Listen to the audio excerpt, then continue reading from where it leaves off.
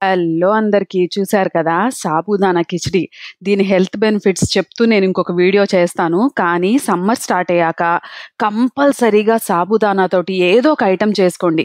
ఇప్పుడు మీరు చూసిన ఐటెంనైతే వెయిట్ లాస్‌కి కూడా యూజ్ చేసుకోవచ్చు. బ్రేక్‌ఫాస్ట్ కింద తీసుకోండి, లంచ్‌లో యాడ్ చేసుకోండి, ఈవినింగ్ స్నాక్స్, రాత్రి డిన్నర్ ఎలా అయినా తీసుకోవచ్చు కానీ చాలా బావుంటది. అంతే హెల్తీ. వెయిట్ లాస్‌కి స్పెషల్‌గా యూజ్ అవుతుంది. సగ్గు బియ్యంతో రెసిపీస్‌ని ఖచ్చితంగా ప్రిపేర్ చేసుకుందాం ఈ సమ్మర్‌లో. చూసారు కదా! ముందు పౌడర్ తయారు చేసుకున్నాను. దానికోసం పల్లీలు, జీలకర్ర, ఇంకా కరివేపాకు వేసుకున్నాను. అవి పక్కన పెట్టుకొని గ్రైండర్‌లోకి తర్వాత అదే కడాయిలో ఆయిల్ వేడి చేసేసుకొని, పోపు దినుసులు వేసుకొని, కరివేపాకుతో పాటు ఉల్లిపాయలు సన్నగా తరిగిన ఆలు, దాంతో పాటు 2 పచ్చిమిర్చి వేశాను. అందులోనే చక్కగా ఒక క్యారెట్‌ని తురిమేసేసాననమాట. ఉప్పు, పసుపు వేసి శుబ్బరంగా మగ్గిచ్చేసాను. 5 నిమిషాల్లో మగ్గిపోతుంది. ఎక్కువ టైం తీసుకోదు.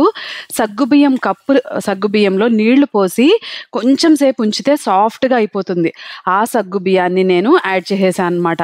చక్కగా 2-3 మినిట్స్ ఫ్రై చేసేయండి. కొంచెం డ్రైగా ఉందనిపిస్తే నీళ్లు చిలకరించి దాన్ని మగ్గించేసేయండి.